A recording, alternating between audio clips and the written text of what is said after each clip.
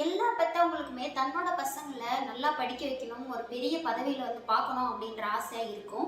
அப்படிதான் இங்கே ஒருத்தர் தன்னோட பையனை மருத்துவம் படிக்கிறதுக்காக காலேஜுக்கு அனுப்பி வைக்கிறாரு.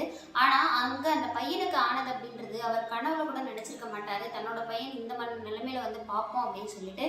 அப்படி அந்த பையனுக்காக என்னதான் ஆச்சு? இன்னைக்கு நம்ம இந்த கிரைம் ஸ்டோரியை இதில் பேசுறதுக்கான ரீசன் என்ன எல்லாமே உங்களுக்கு நான் சொல்கிறேன். நம்மளோட கிரைம் ஸ்டோரி சீரீஸில் இது வீடியோ நம்பர் 15.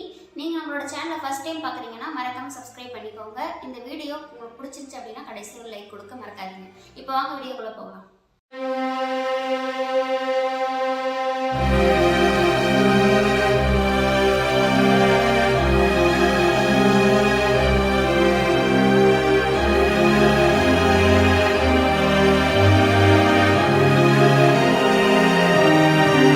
மருத்துவம் படிக்கணும், நிறைய பேருக்கு சேவை செய்யணும், மருத்துவம் பார்க்கணும் அப்படின்ற ஆசை பல ஸ்டூடெண்ட்ஸ்க்கு இந்த காலகட்டத்தில் ஒரு கனவாகவே இருக்குது.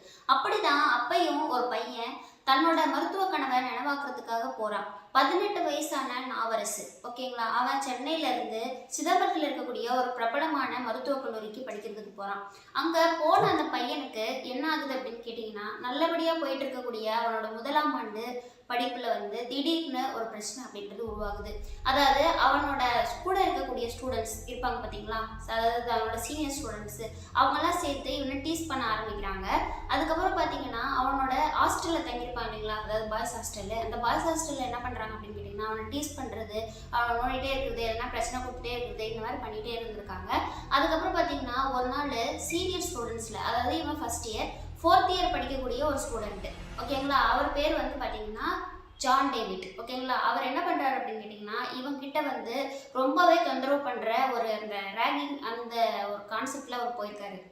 சம்பவம் நடந்தது பார்த்தீங்கன்னா நவம்பர் 6, ஓகேங்களா? நவம்பர் 6 அன்னைக்கு தன்னோட பையன்கிட்ட இருந்து எந்த ஒரு காலுமே வரல. அது மட்டும் இல்லாமல் அவங்களோட அப்பா பலமுறை அவரை தொடர்பு கொள்றதுக்கு ட்ரை பண்ணியும் அவரால் தொடர்பு கொள்ள முடியல. இப்படி இருக்கும்போது என்ன பண்ணுறாரு அப்படின்னு கேட்டிங்கன்னா, அப்போல்லாம் அவ்வளோவா ஃபோன் கால் அந்த ஃபெசிலிட்டிலாம் அவ்வளோவா கிடையாது இல்லைங்களா? அப்போ என்ன பண்ணுறாரு அப்படின்னு கேட்டிங்கன்னா, நவம்பர் 10 வரைக்கும் பார்க்குறாரு. ஏன்னா வந்து தீபாவளி டைமு, தன்னோட பையன் தீபாவளிக்கு ஊருக்கு வருவான் அப்படின்னு சொல்லிட்டு அவர் நம்பிட்டு இருந்திருக்காரு. நவம்பர் 10க்கு அப்புறமும் அவனை பற்றி எந்த ஒரு தகவலும் தெரியல. அதே மாதிரி வந்து காலும் வரல, அவரும் வரல. அப்போ என்ன பண்ணுறாரு அப்படின்னு கேட்டிங்கன்னா, நவம்பர் 10 போய் ஒரு கம்ப்ளைண்ட் ஒன்று லான்ச் பண்ணுறாரு, தன்னோட பையனை வந்து காணல அப்படின்னு சொல்லிட்டு. அதுக்கப்புறம் பார்த்தீங்கன்னா இவங்க விசாரிக்க ஆரம்பிக்கிறாங்க. போலீஸ் தரப்பில் விசாரிக்க ஆரம்பிச்சு நவம்பர் 10ல் விசாரிக்க ஆரம்பித்த இந்த வழக்கு அப்படின்றது பார்த்தீங்கன்னா நவம்பர் 19ல் ஒரு க்ளூ ஒன்று கிடைக்குதுங்க. அதாவது ஜான் டேவிட்டை வந்து அரெஸ்ட் பண்ணுறாங்க. ஜான் டேவிட்டை எதுக்காக அரெஸ்ட் பண்ணுறாங்கன்னு கேட்டிங்கன்னா, கூட படிக்கக்கூடிய சக மாணவர்கள் நிறைய பேர் கம்ப்ளைண்ட் பண்ணுறாங்க. அதாவது இப்படி தான் பண்ணுறாரு, இவர் தான் அவனையும் ஏதாச்சும் பண்ணியிருப்பாரு அப்படின்ற மாதிரி சொல்ல போயும் அவரை விசாரித்து அவரை அரெஸ்ட் பண்ணுறாங்க. அதுக்கப்புறம் பார்த்தீங்கன்னா தொடர் விசாரணையில் அவர் உண்மையை ஒத்துக்கிறாரு, தான் நாவரசை கொன்னதான். அவர் விஷயமா பிறந்த யாருமே அந்த மாதிரி ஒரு விஷயத்த செய்ய துணிய மாட்டாங்க. அது மருத்துவம் படித்த இப்படி ஒருத்தர் இந்த மாதிரி ஒரு விஷயத்த செஞ்சது அப்படின்றது ரொம்பவே அந்த டைமில் பேசு பொருளாக ஆச்சு அப்படின்னு சொல்லலாம். அப்படி அவர் என்னதாங்க பண்ணார் அப்படின்னு சொல்லிட்டு கேட்டிங்கன்னா, அந்த நாவரசு அப்படின்றவரை அவரோட ஹாஸ்டல், பாய்ஸ் ஹாஸ்டல் இருக்கும் பார்த்தீங்களா, அந்த ஹாஸ்டலில் வந்து தன்னோட கால் ஷூ இருக்கும் பார்த்தீங்களா, அந்த ஷூவை வந்து லிக் பண்ண சொல்லி, ஓகேங்களா, சொல்லியிருக்காரு. அப்போ அவர் வந்து தான் அதை பண்ண மாட்டேன் அப்படின்னு சொல்லிட்டு ரொம்பவே இது பண்ணியிருக்காரு. அப்போ என்ன பண்ணியிருக்காருன்னா, அவரை அடித்ததோட மட்டும் இல்லாமல் அடித்தோடனே அவர் மயங்கிருப்பார் பார்த்தீங்களா, அப்போ உயிரோடு இருக்கும்போதே அவரோட தலையை கட் பண்ணி எடுத்திருக்காரு. அந்த தலையை ஒரு பாலித்தீன் கவரில் போட்டு அங்கே அந்த காலேஜுக்குள்ளேயே இருக்கக்கூடிய ஒரு குளம் மாதிரி இருக்குங்க, அந்த குளத்துல வீசிட்டும் போயிருக்காரு. அதுக்கப்புறம் பார்த்தீங்கன்னா அவரோட உடம்ப துண்டு துண்டாக, கை தனியாக, கால் தனியாக, உடம்பு தனியாக அப்படின்னு சொல்லிட்டு எல்லாத்தையுமே கட் பண்ணி கால்களை கொண்டு போயிட்டு இந்த ரோடில் பஸ் போயிட்டு இருக்கும் பார்த்தீங்களா, அந்த வழித்தடங்களில் போட்டது. அது மட்டும் இல்லாமல் அவரோட கை கால்கள் எல்லாம் கொண்டு போயிட்டு என்ன பண்ணியிருக்காரு அப்படின்னு கேட்டிங்கன்னா, போகிற வழியில் ஒரு ட்ரெயின் ஏறி, சென்னையிலேருந்து ட்ரெயின் ஏறியிருக்காருங்க. ட்ரெயின் ஏறி போகிற வழியில் இருக்க நதி ஓரங்கள் இருக்கும் பார்த்தீங்களா, அந்த ஓரங்களில் வந்து வீசிட்டும் போயிருக்காரு. இந்த மாதிரி வந்து கொடூரமாக அந்த பையனை எப்படிலாம் வந்து ஒரு மனுஷராக பண்ணணும், யாருமே இந்த மாதிரி பண்ண மாட்டாங்க, அதனால கொடூரமாக கொலை பண்ணி இந்த மாதிரி விஷயங்களையும் பண்ணியிருக்காரு. இதை அவரே ஒத்துக்கவும் செய்கிறாரு. அதுக்கப்புறம் வந்து போலீஸ் வந்து அவரை அரெஸ்ட் பண்ணுறாங்க.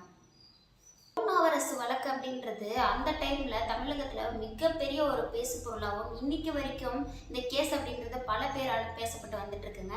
இதில் பார்த்தீங்கன்னா அவங்க அப்பா இந்த கேஸை வந்து சும்மா இல்லைங்க. அதுக்கப்புறம் அவங்க கேஸ் போடவும் அவரை என்ன பண்ணுறாங்க அப்படின்னா அரெஸ்ட் பண்ணி விசாரிக்கிறாங்க. அதுக்கப்புறம் விசாரிச்சு உண்மை ஒத்துக்கிறாரு.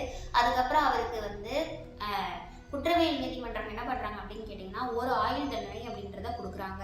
அதுக்கப்புறம் பார்த்தீங்கன்னா 2001 வருஷம் என்ன ஆகுதுன்னா அந்த கோர்ட் வந்து போதுமான ஆதாரங்கள் இல்லை, யாருமே பார்த்தது ஆதாரம் இல்லை அப்படின்ற மாதிரி சொல்லி அவரை விடுதலையும் பண்ணிடுறாங்க.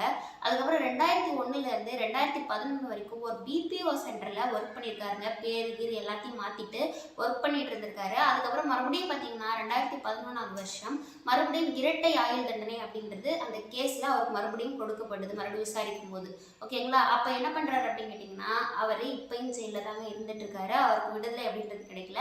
பல பேர் தரப்புல இருந்து அவர் விடுதலை பண்ண சொல்லி கேட்டிருக்காங்க. ஆனா மனிதநேயமே இல்லாம ஒரு மாணவரை, அது கூட படிக்கக்கூடிய ஒரு மாணவரை சகோதரரா நினைக்காம இந்த அளவு கொடுமையா அவர் பண்ண இந்த விஷயத்துக்கு அவருக்கு இந்த தண்டனை அப்படின்றது கரெக்ட் தான். அரசு இந்த ஜான் டேவிட் எதுக்காக இப்படி பண்ணணும் அப்படின்னு சொல்லி கேட்டீங்கன்னா தான் சொன்னதை பண்ணல, அதாவது ஒரு ஈகோ மாதிரி. ஓகேங்களா? ஈகோ இருந்ததுனால கெத்து, ஓகேங்களா, அது சீனியர் அப்படின்ற கெத்துல அவர் அந்த அளவுக்கு அநியாயமா வந்து கொலை பண்ணியிருக்காரு அவரை.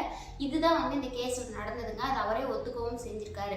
இதுக்கப்புறம் பார்த்தீங்கன்னா 1996 இந்த வழக்கு அப்படின்றது நடக்குது. 1997 தமிழ்நாட்டில் முதல் முறையா ஆன்டி ரேகிங் ஆக்ட் வந்து கொண்டு வராங்க. அதுக்கப்புறமா தான் எல்லா காலேஜ்லையும் இந்த அறிவிப்பு அப்படின்றது கொடுக்கப்படுது. யாரையும் யார் ரேக் பண்ணக்கூடாது, கட்டாயப்படுத்தக்கூடாது, அதே மாதிரி வந்து அவங்களை துன்புறுத்தக்கூடாது அப்படின்றத சொல்லியிருக்காங்க. ஆனால் இப்போ கோயம்புத்தூர்ல கூட ரீசெண்டாக ஒரு கேஸை பற்றி கேள்விப்பட்டிருப்பீங்க. ஒரு 7 பேர் என்னமோ அரெஸ்ட் பண்ணியிருப்பாங்க. அது நிறைய நியூஸில் வந்து இப்போ டெலிகாஸ்ட் ஆகிட்டு இருந்துச்சு. நிறைய பேருக்கு தெரிஞ்சிருக்கும். இப்பயும் ஒரு சில இடங்களில் இது நடந்துட்டு தான் இருக்குங்க. அந்த மாதிரி நடக்கக்கூடாது, அந்த மாதிரி பண்ணவும் கூடாது. தன்னை மாதிரியே அவங்களும் கற்றுக்க வந்தவங்க அவங்கள அந்த மாதிரி பண்ணுறது அப்படின்றது ரொம்பவே கேவலமான ஒரு விஷயம். ஓகே, நாவரசோட அப்பா பார்த்தீங்கன்னா இப்பயும் இந்த ஆன்டி ராகிங்க்கு எதிராக ஒரு அசோசியேஷன் மாதிரி வச்சிருக்கிறதா வந்து சொல்லப்படுதுங்க. அது எந்த அளவுக்கு நம்மளுக்கு தெரியும் அப்படின்றது தெரியல.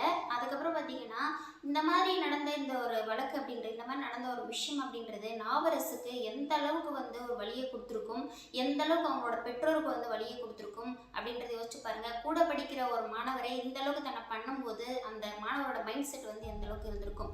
நீங்க இந்த வழக்கை பத்தி என்ன நினைக்கிறீங்க? நான் பேசினதை பத்தி என்ன நினைக்கிறீங்க? எல்லாத்தையும் வந்து கீழே கமெண்ட் பண்ணுங்க. இன்னொரு வீடியோல நான் உங்களை வந்து சந்திக்கிறேன். நீங்க நம்மளோட சேனலை ஃபர்ஸ்ட் டைம் பார்க்குறீங்க அப்படின்னா மறக்காம சப்ஸ்கிரைப் பண்ணிக்கோங்க. அதே மாதிரி நோட்டிஃபிகேஷன் பெல்லையும் கிளிக் பண்ணி வச்சுக்கோங்க. அப்பதான் நான் போடக்கூடிய வீடியோஸ் டக்குன்னு உங்களுக்கு வந்துகிட்டே இருக்கும். இன்னொரு வீடியோல இன்னொரு கிரைம் ஸ்டோரியோட உங்களை வந்து நான் சந்திக்கிறேன்.